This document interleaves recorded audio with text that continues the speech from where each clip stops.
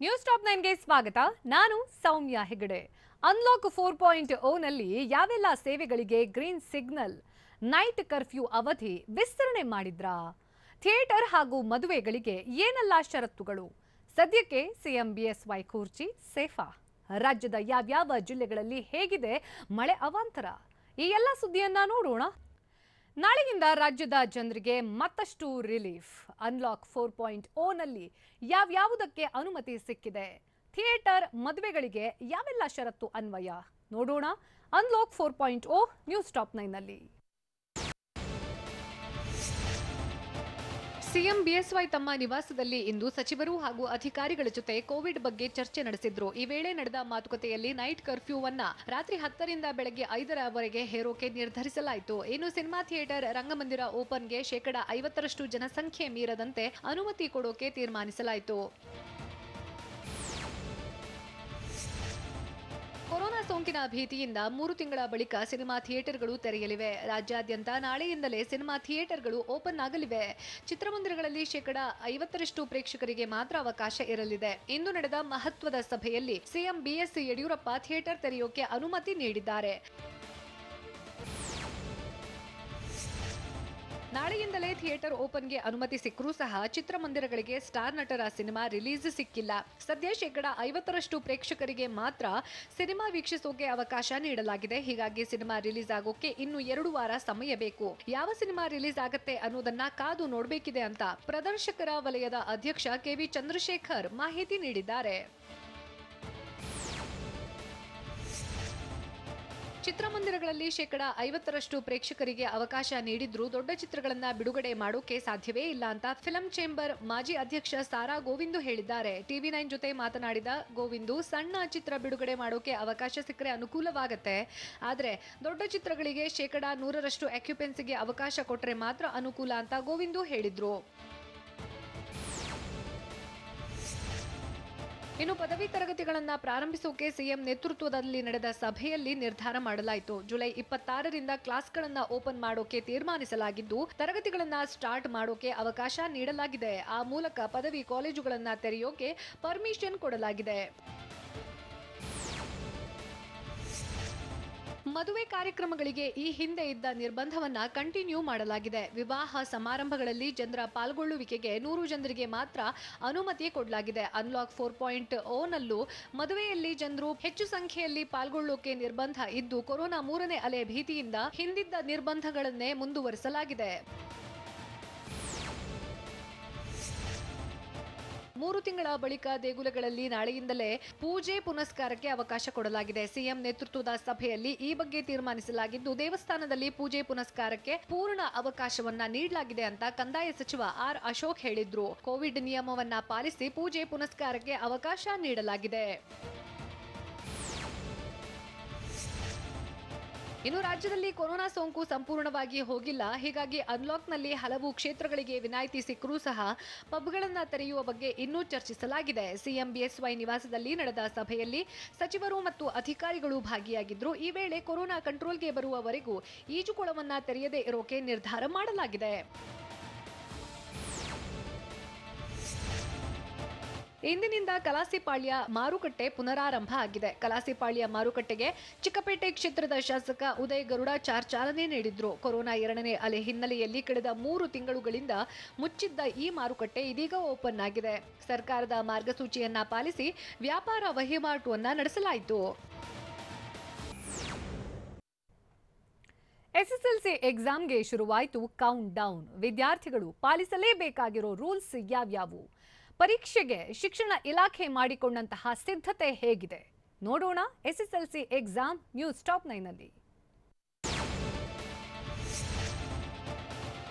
Corona ಕಂಟಕದ ನಡುವೆ SSLC ವಿದ್ಯಾರ್ಥಿಗಳಿಗೆ ಅಗ್ನಿ ಪರೀಕ್ಷೆ ಎದುರಾಗಿದೆ. ಎಕ್ಸಾಮ್ಗೆ ಕೌಂಟ್ ಡೌನ್ ಶುರುವಾಗಿದ್ದು, ನಾಳೆ ಮತ್ತು ಗುರುವಾರ ವಿದ್ಯಾರ್ಥಿಗಳ ಭವಿಷ್ಯ ಉತ್ತರ ಪತ್ರಿಕೆ ಸೇರಲಿದೆ. ಕೇವಲ 2 ದಿನದಲ್ಲಿ 6 ವಿಷಯಗಳಿಗೆ ಪರೀಕ್ಷೆ ನಡೆಯಲಿದ್ದು, ಎಸ್ಎಸ್ಎಲ್ಸಿ ಪರೀಕ್ಷೆಗೆ ಸರ್ಕಾರ ಅಖಾಡ ರೆಡಿ ಮಾಡಿದೆ. ಪ್ರಸಕ್ತ ವರ್ಷ ಪರೀಕ್ಷೆಗೆ ಡಿಫರೆಂಟ್ ಆಗಿ ನಡೆಯಲಿದೆ.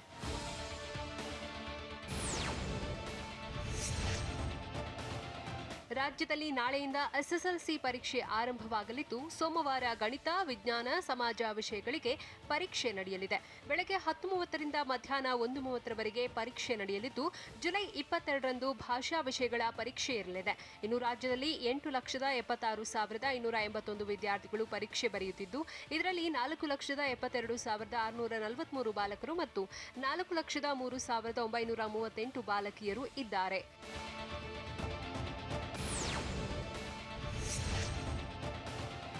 ಜುಲೈ 19ರಂದು ಗಣಿತ, ಸಮಾಜ ವಿಜ್ಞಾನ ಪರೀಕ್ಷೆ ನಡೆಯಲಿದೆ. ಜುಲೈ 22ರಂದು ಕನ್ನಡ, ಹಿಂದಿ, ಇಂಗ್ಲಿಷ್ ಭಾಷಾ ಪರೀಕ್ಷೆ ಇಡಲಾಗಿದೆ.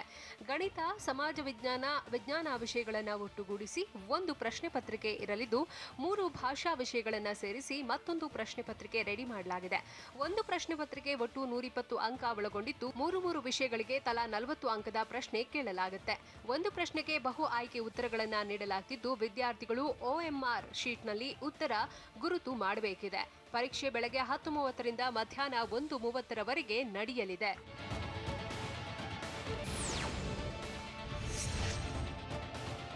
ಪರೀಕ್ಷಾ ಕೇಂದ್ರಕ್ಕೆ ಬೆಳಗ್ಗೆ 8:30ರ ವೇಳೆಗೆ ಸಿಬ್ಬಂದಿ ಹಾಜರಿರಬೇಕಿದೆ. ಪರೀಕ್ಷೆಗೆ ಬರುವ ಮಕ್ಕಳಿಗೆ ಸ್ಯಾನಿಟೈಸ್ ಮಾಡಿ ಕೊಠಡಿಯಲ್ಲಿ ಕೂರಿಸಬೇಕಿದೆ. ಒಂದು ಕೊಠಡಿಯಲ್ಲಿ 12 ಮಕ್ಕಳು ಎಕ್ಸಾಮ್ ಬರೆಯಲು ವ್ಯವಸ್ಥೆ ಕಲ್ಪಿಸಲಾಗಿದ್ದು ಕೊಠಡಿ ಮೇಲ್ವಿಚಾರಕರು ಲಸಿಕೆ ಪಡೆದಿರುವುದು ಕಡ್ಡಾಯವಾಗಿದೆ. ಸ್ಟೂಡೆಂಟ್ಸ್ಗೆ ಸರ್ಕಾರ ಸರ್ಜಿಕಲ್ ಮಾಸ್ಕ್ ವಿತರಿಸುತ್ತಿದ್ದು ಪರೀಕ್ಷಾ ಮೇಲ್ವಿಚಾರಕರು N95 ಮಾಸ್ಕ್ ಧರಿಸುವುದು ಕಡ್ಡಾಯವಾಗಿದೆ. ಇನ್ನು ಮಕ್ಕಳಿಗೆ ಕುಡಿಯಲು ಬಿಸಿ ನೀರಿನ ವ್ಯವಸ್ಥೆ, ಅಂತರ ಪಾಲನೆ, ಕೋವಿಡ್ ಲಕ್ಷಣವಿರೋ ಮಕ್ಕಳಿಗೆ ಪ್ರತ್ಯೇಕ ಕೊಠಡಿ ವ್ಯವಸ್ಥೆ ಮಾಡಲಾಗುತ್ತದೆ.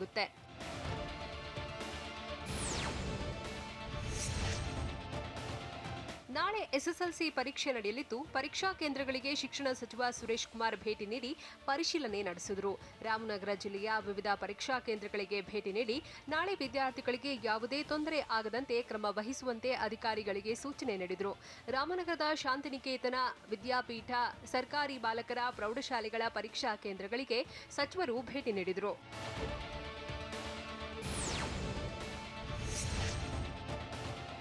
ನಾಳೆಯಿಂದ ಎಸ್ಎಸ್ಎಲ್ಸಿ ಪರೀಕ್ಷೆ ಆರಂಭವಾಗುತ್ತಿದ್ದು ಎಲ್ಲಾ ರೀತಿಯ ಸಿದ್ಧತೆ ಮಾಡಿಕೊಂಡಿದ್ದೇವೆ ಅಂತ ಎಸ್ಎಸ್ಎಲ್ಸಿ ಬೋರ್ಡ್ ನಿರ್ದೇಶಕಿ ವಿ ಸುಮಂಗಲ ಹೇಳಿದರು. ಬೆಂಗಳೂರಿನಲ್ಲಿ ಮಾತನಾಡಿದ ಸುಮಂಗಲ, ಪೋಷಕರು ಧೈರ್ಯದಿಂದ ಮಕ್ಕಳನ್ನ ಪರೀಕ್ಷಾ ಕೇಂದ್ರಕ್ಕೆ ಕಳಿಸಬೇಕು. 32,000 ವಿದ್ಯಾರ್ಥಿಗಳ ಸಂಖ್ಯೆ ಹೆಚ್ಚಾಗಿದ್ದು ಕೋವಿಡ್ ಗೈಡ್ಲೈನ್ ಪಾಲನೆಯೊಂದಿಗೆ ಎಕ್ಸಾಮ್ ಮಾಡ್ತಿದ್ದೀವಿ. ಸುಮಾರು 1.33 ಲಕ್ಷ ಅಧಿಕ ಸಿಬ್ಬಂದಿ ಎಕ್ಸಾಮ್ಗೆ ಸಹಾಯ ಮಾಡ್ತಿದ್ದಾರೆ ಅಂತ ಸುಮಂಗಲ ಹೇಳಿದರು.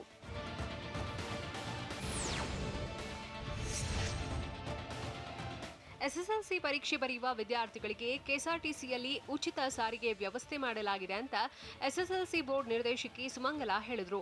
ಎಕ್ಸಾಮ್ ಹಾಲ್ ಟಿಕೆಟ್ ತೋರಿಸುವ ಮೂಲಕ ಉಚಿತ ವ್ಯವಸ್ಥೆ ಮಾಡಲಾಗಿದೆ.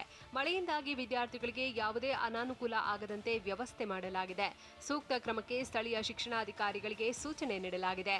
100% ಹಾಲ್ ಟಿಕೆಟ್ ವಿತರಣೆ ಮಾಡಲಾಗಿದೆ ಅಂತ ಸುಮಂಗಲ ಹೇಳಿದರು.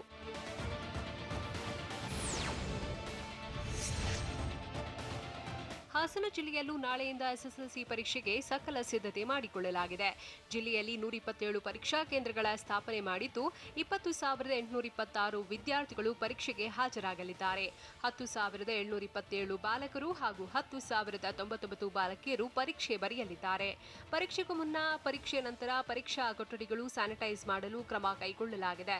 ಕಳೆದ ವರ್ಷಕ್ಕಿಂತ ಈ ಬಾರಿ ಹೆಚ್ಚುವರಿ 37 ಪರೀಕ್ಷಾ ಕೇಂದ್ರಗಳ ಸ್ಥಾಪನೆ ಮಾಡಲಾಗಿದೆ.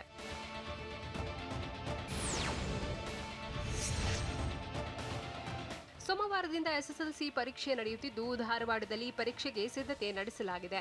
ವಿದ್ಯಾರ್ಥಿಗಳಿಗೆ ಅಣಕು ಪರೀಕ್ಷೆ ನಡೆಸಲಾಯಿತು. ವಿವಿಧ ಶಾಲೆಗಳಿಗೆ ಭೇಟಿ ನೀಡಿ ಪರೀಕ್ಷಾ ಸಿದ್ಧತೆಗಳನ್ನು ಪರಿಶೀಲಿಸಿದ ಡಿಡಿಪಿಐ ಎಂಎಲ್ ಹಂಚಾಟೆ ಯಾವ ರೀತಿ ಕ್ರಮ ಕೈಗೊಳ್ಳಲಾಗಿದೆ ಅನ್ನೋದನ್ನು ಗಮನಿಸಿದರು. ಪುಡಾಂಗ್ ಎಂದಿದ್ದ ದರ್ಶನ್ಗೆ ಡೈರೆಕ್ಟರ್ ಪ್ರೇಮ್ ಏನ್ ಹೇಳಿದ್ರು? ನನಗೆ ಯಾರು ಕ್ಷಮೆ ಯಾಚಿಸೋದು ಬೇಡ ಅಂತ ಹೇಳಿದ್ದು ಯಾಕೆ ಪ್ರೇಮ್? ಮಾತಿನ ಭರದಲ್ಲಿ ಪುಡಾಂಗ್ ಅಂದಿರಬಹುದು ಅಂತ ಹೇಳಿದ್ಯಾರು? ನೋಡೋಣ ದಚ್ಚುಗೆ ಟಾಂಗ್ ನ್ಯೂಸ್ ಟಾಪ್ 9ನಲ್ಲಿ. ನಿರ್ದೇಶಕ ಜೋಗಿ ಪ್ರೇಮ್ಗೆ ಪ್ರೇಮ್ ಏನ್ ದೊಡ್ಡ ಪುಡಂಗ ಅಂತ ದರ್ಶನ್ ಕೇಳಿದ್ದಕ್ಕೆ ಜೋಗಿ ಪ್ರೇಮ್ ಬೇಸರಗೊಂಡಿದ್ದಾರೆ. ಬೆಂಗಳೂರಿನಲ್ಲಿ ಇಂದು ಸುದ್ದಿಗೋಷ್ಠಿ ನಡೆಸಿದ ಪ್ರೇಮ್, ಕರಿಯಾ ಸಿನಿಮಾ ವೇಳೆ ಅವರ ಮನೆಗೆ ನಾನು ಹೋಗಿದ್ದೆ. ದರ್ಶನ್ ಅವರ ತಾಯಿ ನನಗೆ ಕೈತುತ್ತು ನೀಡಿದ್ದಾರೆ. ನನಗೆ ರಕ್ಷಿತಾಗೆ ನಟ ದರ್ಶನ್ ಆತ್ಮೀಯರಾಗಿದ್ದಾರೆ. ಆದರೆ ಅವರು ಬಳಸಿದ ಪುಡಾಂಗ್ ಪದದಿಂದ ನನಗೆ ಬೇಸರವಾಗಿದೆ ಅಂತ ಪ್ರೇಮ್ ಹೇಳಿದ್ರು.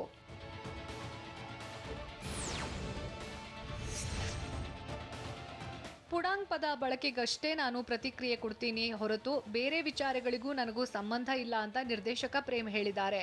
ದರ್ಶನ್ಗೆ ಉಮಾಪತಿ ಪರಿಚಯಿಸಿದ್ದು ನಾನೇ ಅಂತ ಹೇಳಿದ ಪ್ರೇಮ್, ನಿರ್ಮಾಪಕ ಉಮಾಪತಿಗೆ ನಟ ದರ್ಶನ್ ಡೇಟ್ ಕೊಟ್ಟಿದ್ರು, ರಾಬರ್ಟ್ ಒಳ್ಳೆಯ ಚಿತ್ರ ಅಂತ ರಕ್ಷಿತಾ ಪ್ರತಿಕ್ರಿಯಿಸಿದ್ರು ಅಂತ ಹೇಳಿದ್ರು.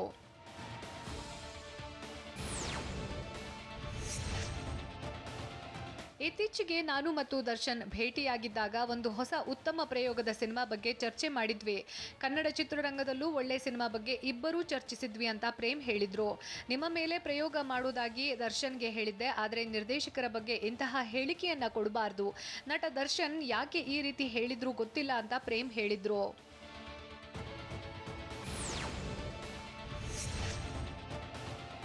ರಾಬರ್ಟ್ ಸಿನಿಮಾ ಆದ ಮೇಲೆ ದರ್ಶನ್ ಅವರನ್ನ ಭೇಟಿ ಮಾಡಿದ್ದೆ ಅಂತ ಹೇಳಿದ ನಿರ್ದೇಶಕ ಪ್ರೇಮ್, ಉಮಾಪತಿ ನನ್ನ ಹಳೆಯ ಫ್ರೆಂಡ್ ಅಂತ ಹೇಳಿದ್ರು. ಇನ್ನು ಫ್ರೆಂಡ್ಶಿಪ್ ಬೇರೆ, ಸಿನಿಮಾ ಬೇರೆ ಅಂತ ಹೇಳಿದ್ದಾರೆ. ನಾನು ದರ್ಶನ್ ನಮ್ಮ ಮೇಡಮ್ ರಕ್ಷಿತಾ ಅವರಿಗೆ ತುಂಬಾ ಕ್ಲೋಸ್ ಫ್ರೆಂಡ್.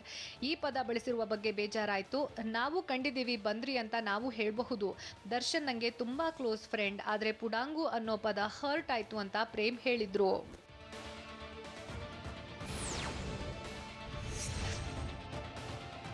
ದರ್ಶನ್ ಯಾವತ್ತೂ ಹಾಗೆ ಮಾತಾಡಲ್ಲ, ಆದರೆ ಯಾಕೆ ಈ ರೀತಿ ಮಾತನಾಡಿದ್ರು ಅನ್ನೋದೇ ಯೋಚನೆ ಆಗಿದೆ ಅಂತ ಪ್ರೇಮ್ ಹೇಳಿದ್ರು. ಈ ಬಗ್ಗೆ ನಾವಿಬ್ಬರು ಕರಿಯಾ ನಂತರ ಒಂದು ಸಿನಿಮಾ ಮಾಡಬೇಕು ಅಂತ ಮಾತುಕತೆ ಆಗಿತ್ತು. ಆದರೆ ಅದಾದ ಮೇಲೆ ನಿರ್ಮಾಪಕ ಉಮಾಪತಿ ಬಂದರು. ನೀವು ದರ್ಶನ್ ಸಿನಿಮಾ ಮಾಡಿಕೊಡಿ ಅಂತ ಆಯಿತು, ನಿರ್ಮಾಪಕರೇ ಮಾಡಿದ್ವಿ ಅಂದ್ವಿ. ವಿಲನ್ ಸಿನಿಮಾ ಲೇಟ್ ಆಯಿತು, ಅದಕ್ಕೆ ಬೇರೆ ನಿರ್ದೇಶಕರನ್ನ ಇಟ್ಕೊಂಡು ಸಿನಿಮಾ ಮಾಡಿದ್ರು ಅಂತ ಪ್ರೇಮ್ ಹೇಳಿದ್ರು.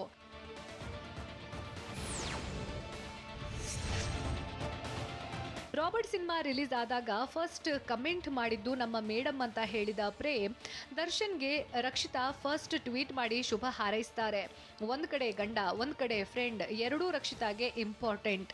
ಒಂದೊಳ್ಳೆ ಪ್ರಯೋಗ ಮಾಡೋಣ ಅಂತ ದರ್ಶನ್ಗೆ ಹೇಳಿದ್ದೆ, ಆದರೆ ಅವರು ಬಳಸಿರೋ ಪದದ ಬಗ್ಗೆ ಪ್ರೇಮ್ ನನಗೆ ಬೇಸರವಾಗಿದೆ ಅಂತ ಹೇಳಿದ್ದಾರೆ.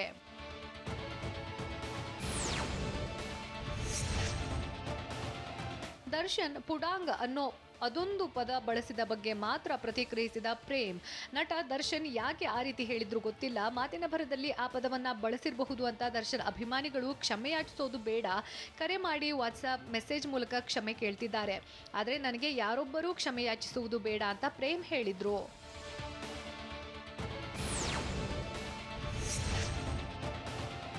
ನಟ ದರ್ಶನ್ ಹೇಳಿಕೆಯಿಂದ ನನಗೆ ನೋವಾಗಿಲ್ಲ ಅಂತ ನಿರ್ದೇಶಕ ಇಂದ್ರಜಿತ್ ಲಂಕೇಶ್ ಹೇಳಿದ್ದಾರೆ. ಬೆಂಗಳೂರಿನಲ್ಲಿ ಮಾತನಾಡಿದ ಇಂದ್ರಜಿತ್, ಕೊಚ್ಚಿಗೆ ಕಲ್ಲು ಎಸೆಯೋದಕ್ಕೆ ನಾನು ಹೋಗೋದಿಲ್ಲ, ಆದರೆ ನಾನು ಲೀಗಲ್ ಆಗಿ ಹೋಗ್ತೀನಿ ಅಂತ ಹೇಳಿದ್ರು. ಹೋಟೆಲ್ನಲ್ಲಿ ಸಿಬ್ಬಂದಿ ಮೇಲಿನ ಬಗ್ಗೆ ಸುಮೋಟೋ ಕೇಸ್ ಆಗಿದೆ, FIR ಕೂಡ ಆಗಿದೆ, ಅದರ ಎಲ್ಲಾ ದಾಖಲೆ ನನ್ನ ಬಳಿ ಇದೆ ಅಂತ ಇಂದ್ರಜಿತ್ ಹೇಳಿದ್ರು.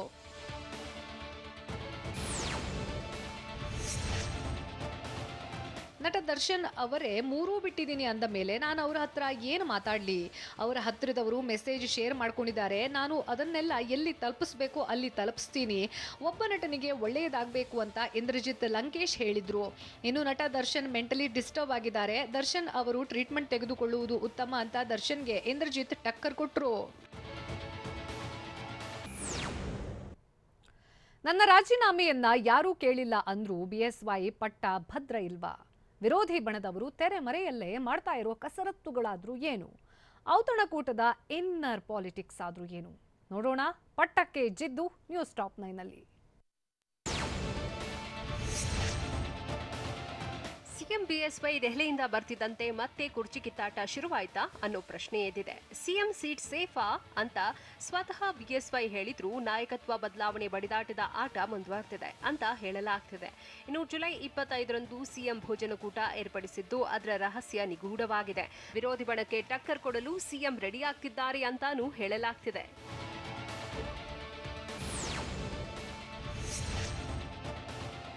ಸಿಎಂ BSY ಬದಲಾಯಿಸಲು ವಿರೋಧಿ ಬಣ ನಿರಂತರವಾಗಿ ಪ್ರಯತ್ನಿಸುತ್ತಿರುವುದು ಓಪನ್ ಸೀಕ್ರೆಟ್ ಆಗಿದೆ. ದೆಹಲಿ ಭೇಟಿ ವೇಳೆ ವರಿಷ್ಠರು ಸಿಎಂ BSYಗೆ ಬೇರೆಯವರಿಗೆ ಅವಕಾಶ ಕೊಡಿ ಅಂತ ಹೇಳಿದ್ದಾರೆ ಅನ್ನೋ ಚರ್ಚೆ ಬಿಜೆಪಿ ವಲಯದಲ್ಲಿ ನಡೆಯುತ್ತಿದೆ. ಹೀಗಾಗಿ ಸಿಎಂ ಬದಲಾವಣೆ ಫಿಕ್ಸ್ ಅಂತ ವಿರೋಧಿ ಬಣ ಮಾತನಾಡ್ತಿದೆ. ಇನ್ನೊಂದು ಮೂಲದ ಪ್ರಕಾರ ದೆಹಲಿಯಲ್ಲಿ ಸಿಎಂ ಯಡಿಯೂರಪ್ಪಗೆ ಗುಡ್ ನ್ಯೂಸ್ ಸಿಗ್ತಾ ಅನ್ನೋ ಪ್ರಶ್ನೆಯು ಮುನ್ನೆಲೆಗೆ ಬಂದಿದೆ.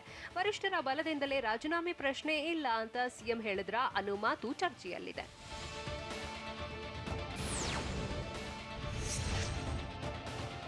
ಇನ್ನು ಜುಲೈ 26ಕ್ಕೆ ಸಿಎಂ ಬಿಎಸ್ವೈ ಅಧಿಕಾರ ಸ್ವೀಕರಿಸಿ 2 ವರ್ಷ ಪೂರೈಸುತ್ತಿದೆ. ಹೀಗಾಗಿ ಜುಲೈ 25ಕ್ಕೆ ಸಿಎಂ ಭೋಜನಕೂಟ ಆಯೋಜಿಸಿದ್ದು ಭಾರೀ ಕುತೂಹಲ ಕೆರಳಿಸಿದೆ. ಆ ಬಳಿಕ ಅಂದ್ರೆ ಜುಲೈ 26ಕ್ಕೆ ಬಿಜೆಪಿ ಶಾಸಕಾಂಗ ಪಕ್ಷದ ಸಭೆ ನಡೆಯಲಿದೆ. ಸಭೆ ಮುಗಿದ ನಂತರ ಸಿಎಂ ರಾಜೀನಾಮೆ ಕೊಡ್ತಾರೆ ಅನ್ನೋದು ವಿರೋಧಿ ಬಣದ ಮಾತಾಗಿದೆ. ಆದರೆ ಸಿಎಂ ಬಣ ಮಾತ್ರ ವಿರೋಧಿ ಬಣದ ಮಾತನ್ನ ಒಪ್ಪದಾಗಿದೆ. ಹೀಗಾಗಿ ಶಾಸಕಾಂಗ ಪಕ್ಷದ ಸಭೆ ಭಾರೀ ಕುತೂಹಲ ಕೆರಳಿಸಿದೆ.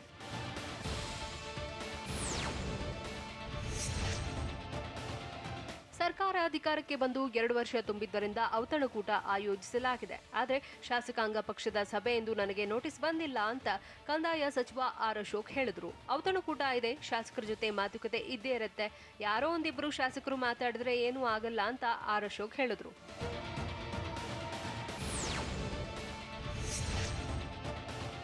ನಾಯಕತ್ವದ ಬದಲಾವಣೆ ಬಗ್ಗೆ ವರಿಷ್ಠರಿಂದ ಯಾವುದೇ ಸಂದೇಶ ಬಂದಿಲ್ಲ ಅಂತ ಕಂದಾಯ ಸಚಿವ ಆರ್ ಅಶೋಕ್ ಹೇಳಿದ್ರು. ಬೆಂಗಳೂರಿನಲ್ಲಿ ಆರ್ ಅಶೋಕ್ ಬಿಜೆಪಿಯಲ್ಲಿ ಸಮರ್ಥ ನಾಯಕತ್ವ ಇದೆ, ಗೊಂದಲ ಇಲ್ಲ. ಬಿಜೆಪಿ ಹೈಕಮಾಂಡ್ನಲ್ಲಿ ಬಲಿಷ್ಠ ನಾಯಕತ್ವ ಹೊಂದಿದೆ. ಹೀಗಾಗಿ ಬಿಜೆಪಿಯಲ್ಲಿ ಯಾವುದೇ ಗೊಂದಲಕ್ಕೆ ಅವಕಾಶವಿಲ್ಲ ಅಂತ ಅಶೋಕ್ ಹೇಳಿದ್ರು.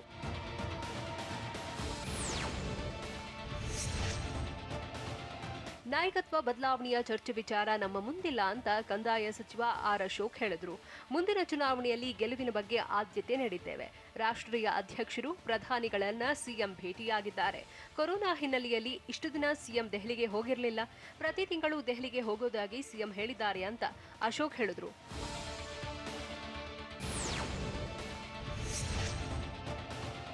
ನಾಯಕತ್ವ ಬದಲಾವಣೆ ವಿಚಾರ ಸದ್ದು ಮಾಡ್ತಿರೋ ಬೆನ್ನಲ್ಲೇ ಸಿಎಂ ಬಿಎಸ್ವೈ ವಿರುದ್ಧ ಮಸಲತ್ತು ನಡೆಯುತ್ತಲೇ ಇದೆ. ಶಾಸಕ ಬಸನಗೌಡ ಯತ್ನಾಳ್, ಸಚಿವ ಯೋಗೇಶ್ವರ್ ಹಾಗೂ ಅರವಿಂದ ಬೆಲ್ಲದ್ ಮಾತುಕತೆ ನಡೆಸುತ್ತಲೇ ಇದ್ದಾರೆ. ಆದರೆ ನಾಯಕತ್ವ ಬದಲಾವಣೆ ಆಗಿಲ್ಲ ಅಂತ ದಾವಣಗೆರೆಯಲ್ಲಿ ಸಂಸದ ಜಿಎಂ ಸಿದ್ದೇಶ್ವರ್ ಹೇಳಿದ್ರು. ಈ ಅವಧಿ ಯಡಿಯೂರಪ್ಪ ಅವರೇ ಮುಖ್ಯಮಂತ್ರಿ ಆಗಿರುತ್ತಾರೆ. ಪಕ್ಷದ ವರಿಷ್ಠರನ್ನ ಭೇಟಿ ಕೂಡ ಮಾಡಿದ್ದಾರೆ. ನಾಯಕತ್ವ ಬದಲಾವಣೆ ಕೇವಲ ಊಹಾಪೋಹ ಅಂದಿದ್ದಾರೆ. ಅದಕ್ಕೆ ಬೇರೆ ಅರ್ಥ ಕಲ್ಪಿಸುವ ಅಗತ್ಯವಿಲ್ಲ ಅಂದ್ರು.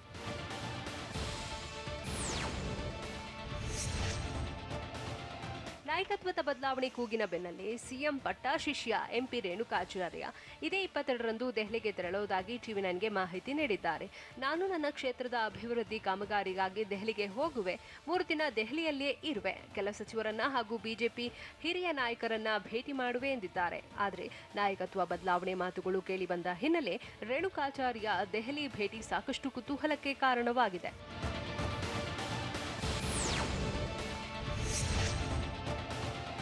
ಯಡಿಯೂರಪ್ಪರನ್ನ ಏಳಿಸೋದು ಕೂರಿಸೋದು ಅವರ ಪಾರ್ಟಿಗೆ ಬಿಟ್ಟಿದ್ದು ಅಂತ ಕೆಪಿಸಿಸಿ ಅಧ್ಯಕ್ಷ ಡಿಕೆ ಶಿವಕುಮಾರ್ ಹೇಳಿದ್ದಾರೆ.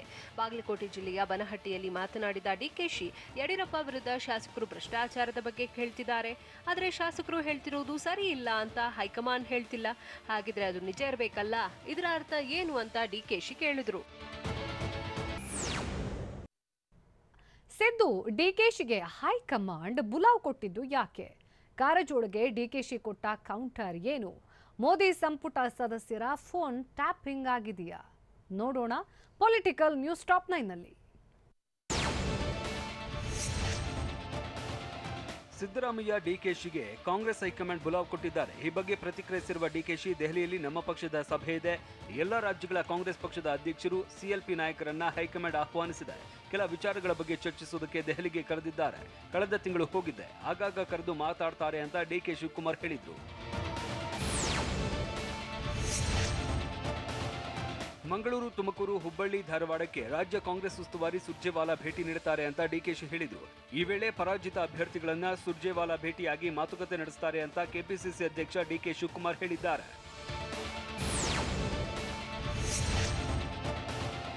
ಅಧಿಕಾರಕ್ಕೆ ಬರುವ ಮೊದಲೇ ಕಾಂಗ್ರೆಸ್ಸಿಗರು ಕಚ್ಚಾಡ್ತಾ ಇದ್ದಾರೆ. ಇದು ಮದುವೆಗೂ ಮೊದಲೇ ಮಗು ಹೆರುವಂತೆ ಅಂದಿರುವ ಡಿಸಿಎಂ ಗೋವಿಂದ ಕಾರಜೋಳ ಹೇಳಿಕೆಗೆ ಡಿಕೆಶಿ ತಿರುಗೇಟು ಕೊಟ್ಟಿದ್ದಾರೆ. ಕಾರಜೋಳಾಗಿ ಗೊತ್ತಾಗಿದ್ಯಾ ಮಗು ಆಗತ್ತೆ ಅಂತ? ಕಾಂಗ್ರೆಸ್ ಅಧಿಕಾರಕ್ಕೆ ಬರಲಿದೆ ಅಂತ ಗೊತ್ತಾಗಿದ್ಯಾ? ಗೋವಿಂದ ಕಾರಜೋಳಗೆ ಗೊತ್ತಾಗಿದ್ರೆ ಅಭಿನಂದಿಸ್ತೇನೆ ಅಂತ ಡಿಕೆಶಿ ಕೌಂಟರ್ ಕೊಟ್ಟಿದ್ದಾರೆ. ಅವಧಿಗೂ ಮುನ್ನ ರಾಜ್ಯ ವಿಧಾನಸಭೆಗೆ ಚುನಾವಣೆ ಸಾಧ್ಯತೆ ಇದೆಯಾ ಅನ್ನೋ ಅನುಮಾನ ಮೂಡಿದೆ. ಇದರ ಬೆನ್ನಲ್ಲೇ ಕೈ ಸಾರಥಿ ಡಿಕೆಶಿ ಒಂದು ವಾರ ಕಾಯಿರಿ ಅನ್ನೋದು ಕುತೂಹಲ ಮೂಡಿಸಿದೆ. ಒಂದು ವಾರ ಕಾಯಿರಿ, ಮುಂದೆ ಏನಾಗುತ್ತೆ ನೋಡೋಣ. ಬಿಜೆಪಿಯಲ್ಲಿ ಇದ್ದವರೆಲ್ಲ ಮೀಟಿಂಗ್ ಅದು ಇದು ಕರೆದಿದ್ದಾರಲ್ಲ, ಅದೆಲ್ಲ ಮುಗಿಲಿ ಗೊತ್ತಾಗುತ್ತೆ ಅಂತ ಡಿಕೆಶಿ ಹೊಸ ಬಾಂಬ್ ಸಿಡಿಸಿದ್ದಾರೆ.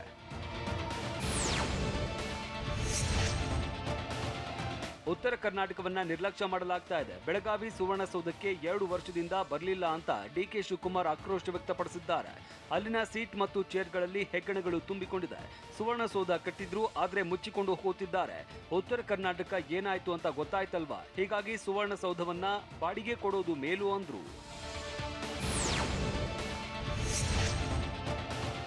ದೆಹಲಿಗೆ ಸೂಟ್ಕೇಸ್ ಸಮೇತ ಬಿಎಸ್ವೈ ಹೋಗಿದ್ದಾರೆ ಅಂದಿರುವ ಎಚ್ಡಿಕೆ ಹೇಳಿಕೆಗೆ ಕೆಪಿಸಿಸಿ ಅಧ್ಯಕ್ಷ ಡಿಕೆಶಿ ಪ್ರತಿಕ್ರಿಯಿಸಿದ್ದಾರೆ.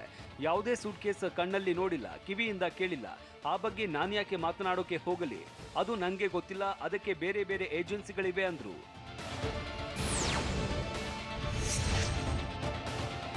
ನಾಯಕತ್ವದ ಬದಲಾವಣೆಯ ಸಂದೇಶ ವರಿಷ್ಠರಿಂದ ಬಂದಿಲ್ಲ ಅಂತ ಆರ್ ಅಶೋಕ್ ಹೇಳಿದ್ದಾರೆ. ಬಿಜೆಪಿಯಲ್ಲಿ ಸಮರ್ಥ ನಾಯಕತ್ವ ಇದೆ, ಗೊಂದಲ ಇಲ್ಲ. ಬಿಜೆಪಿ ಹೈಕಮಾಂಡ್ನಲ್ಲಿ ಬಲಿಷ್ಠ ನಾಯಕತ್ವ ಇದೆ, ಹೀಗಾಗಿ ಬಿಜೆಪಿಯಲ್ಲಿ ಯಾವುದೇ ಗೊಂದಲಕ್ಕೆ ಅವಕಾಶ ಇಲ್ಲ. ನಾಯಕತ್ವ ಬದಲಾವಣೆಯ ಚರ್ಚೆ ವಿಚಾರ ನಮ್ಮ ಮುಂದಿಲ್ಲ. ಮುಂದಿನ ಚುನಾವಣೆಯಲ್ಲಿ ಗೆಲುವಿನ ಬಗ್ಗೆ ಆದ್ಯತೆ ನೀಡಿದ್ದೇವೆ ಅಂತ ಆರ್ ಅಶೋಕ್ ಹೇಳಿದ್ದಾರೆ. ರಾಜ್ಯ ಸಚಿವ ಸಂಪುಟ ಪುನಾರಚನೆಯಾಗುವ ಸಾಧ್ಯತೆ ಇದೆ. ನನಗೆ ಸಚಿವ ಸ್ಥಾನ ನೀಡುವ ನಿರ್ಧಾರ ಮಾಡಿದ್ರೆ ಸಂತಸ ಅಂತ ಚಿತ್ರದುರ್ಗದಲ್ಲಿ ಬಿಜೆಪಿ ಶಾಸಕ ಜಿಎಚ್ ತಿಪ್ಪಾರೆಡ್ಡಿ ಹೇಳಿದ್ದಾರೆ. ಸಚಿವ ಸ್ಥಾನ ನೀಡದಿದ್ರೂ ಅಷ್ಟೇ ಸಂತೋಷವಾಗಿರ್ತೇನೆ. ನನಗೆ ಸಚಿವ ಸ್ಥಾನ ನೀಡಿದ್ರೆ ಜಿಲ್ಲೆ, ರಾಜ್ಯ ಮಟ್ಟದಲ್ಲಿ ಸೇವೆ ಸಲ್ಲಿಸ್ತೀನಿ. ಶಾಸಕಾಂಗ ಸಭೆ ಔತಣಕೂಟಕ್ಕೆ ಆಹ್ವಾನ ಎನ್ನಲಾಗ್ತಾ ಇದೆ. ಪಕ್ಷ ಸಿಎಂರಿಂದ ಸಂದೇಶ ಬಂದ್ರೆ ಸಭೆಗೆ ಹೋಗ್ತೇನೆ ಅಂತ ಬಿಜೆಪಿ ಶಾಸಕ ಜಿಎಚ್ ತಿಪ್ಪಾರೆಡ್ಡಿ ಹೇಳಿದ್ದಾರೆ.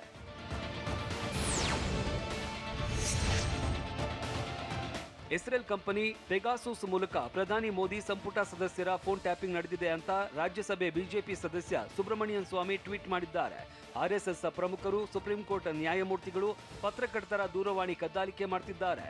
ಈ ಬಗ್ಗೆ ವಾಷಿಂಗ್ಟನ್ ಪೋಸ್ಟ್, ಲಂಡನ್ ಗಾರ್ಡಿಯನ್ನಲ್ಲಿ ವರದಿ ಪ್ರಕಟಿಸಲಾಗಿದೆ ಅಂತ ಟ್ವೀಟ್ ಮಾಡಿದ್ದಾರೆ. ಧರ್ಮಸ್ಥಳದಲ್ಲಿ ಹೆಚ್ಚಾಯ್ತಾ ಭಕ್ತರ ದಂಡು. ಮಾದೇಗೌಡ್ರ ಅಗಲಿಕೆಗೆ ಮರುಗಿದ ಗಣ್ಯರು. ನೋಡೋಣ ಸಮಗ್ರ ಕರ್ನಾಟಕ ನ್ಯೂಸ್ ಟಾಪ್ 9ನಲ್ಲಿ. ಕೇರಳದ ವಯನಾಡಿನಲ್ಲಿ ಭಾರೀ ಮಳೆಯಾಗ್ತಾ ಇದ್ದು, ಕಬಿನಿ ಡ್ಯಾಂನಿಂದ 15,000 ಕ್ಯೂಸೆಕ್ ನೀರು ನದಿಗೆ ಬಿಡಲಾಗಿದೆ. ಡ್ಯಾಂ ನೀರು ಬಿಟ್ಟಿದ್ದಕ್ಕೆ ಮೈಸೂರು ಜಿಲ್ಲೆ ನಂಜನಗೂಡು ತಾಲೂಕಿನ ಸುತ್ತೂರಿನ ರೈತರು ಕಂಗಾಲಾಗಿದ್ದಾರೆ. ಜಮೀನುಗಳಿಗೆ ನದಿಯ ನೀರು ನುಗ್ಗಿ ಭತ್ತ, ರಾಗಿ, ಜೋಳ ಬೆಳೆ ನೀರು ಪಾಲಾಗಿದೆ. ಹೀಗಾಗಿ ಬೆಳೆ ಪರಿಹಾರಕ್ಕೆ ರೈತರು ಒತ್ತಾಯಿಸಿದ್ದಾರೆ.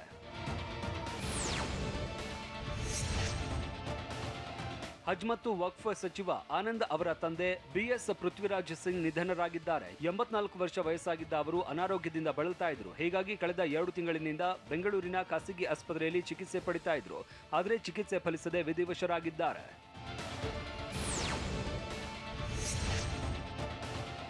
ಹಾಸನ ಜಿಲ್ಲೆಯಲ್ಲಿ ಕಾಡಾನೆ ಹಾವಳಿ ಮಿತಿ ಮೀರಿದೆ. ಹಾಸನ ಜಿಲ್ಲೆ ಸಕಲೇಶಪುರ ತಾಲೂಕಿನ ಜಮ್ಮನಹಳ್ಳಿಯಲ್ಲಿ ಕಾಡಾನೆ ದಾಳಿಗೆ ಕಾಫಿ, ಅಡಕೆ, ಬಾಳೆ, ಭತ್ತ ಬೆಳೆ ನಾಶಗೊಂಡಿದೆ. ಗಜಪಡೆ ರಾತ್ರೋರಾತ್ರಿ ದಾಳಿ ಮಾಡಿದ್ದಕ್ಕೆ ಪುಟ್ಟಸ್ವಾಮಿ ಅನ್ನೋರ ತೋಟದ ಬೆಳೆ ಸಂಪೂರ್ಣ ನಾಶವಾಗಿದೆ. ಹೀಗಾಗಿ ನೊಂದ ರೈತ ಸೂಕ್ತ ಪರಿಹಾರ ನೀಡುವುದಕ್ಕೆ ಒತ್ತಾಯಿಸಿದ್ದಾರೆ. ವೀಕೆಂಡ್ ಹಿನ್ನೆಲೆ ಮಳೆಯನ್ನು ಲೆಕ್ಕಿಸದೆ ಶ್ರೀ ಕ್ಷೇತ್ರ ಧರ್ಮಸ್ಥಳಕ್ಕೆ ಅಪಾರ ಪ್ರಮಾಣದಲ್ಲಿ ಭಕ್ತ ಸಾಗರವೇ ಹರಿದು ಬರ್ತಾ ಇದೆ. ರಾಜ್ಯದ ವಿವಿಧ ಜಿಲ್ಲೆಗಳಿಂದ ಭಕ್ತರು ಆಗಮಿಸಿದ್ದು ಮಂಜುನಾಥ ಸ್ವಾಮಿಯ ದರ್ಶನ ಪಡೆದರು. ದಕ್ಷಿಣ ಕನ್ನಡ ಜಿಲ್ಲೆಯಾದ್ಯಂತ ಭಾರೀ ಮಳೆ ಸುರಿತಾ ಇದ್ದು, ಮಳೆಯನ್ನು ಲೆಕ್ಕಿಸದೆ ದೇವಸ್ಥಾನಗಳತ್ತ ಭಕ್ತರು ಹರಿದು ಬರ್ತಿದ್ದಾರೆ.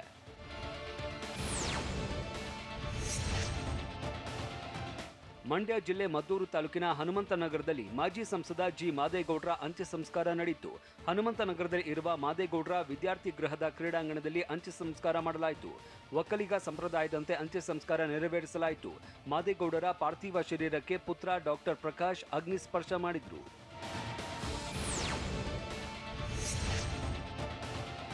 ನಾಳೆಯಿಂದ ದೆಹಲಿಯಲ್ಲಿ ಸಂಸತ್ ಅಧಿವೇಶನ ಆರಂಭವಾಗಲಿದೆ. ಹೀಗಾಗಿ ಸಂಸತ್ನ ಮಾನ್ಸೂನ್ ಅಧಿವೇಶನದಲ್ಲಿ ಚರ್ಚೆಗೆ ಸಿದ್ಧ ಅಂತ ಸರ್ವಪಕ್ಷ ಸಭೆಯಲ್ಲಿ ಸಚಿವ ಪ್ರಹ್ಲಾದ್ ಜೋಶಿ ಹೇಳಿದ್ದಾರೆ.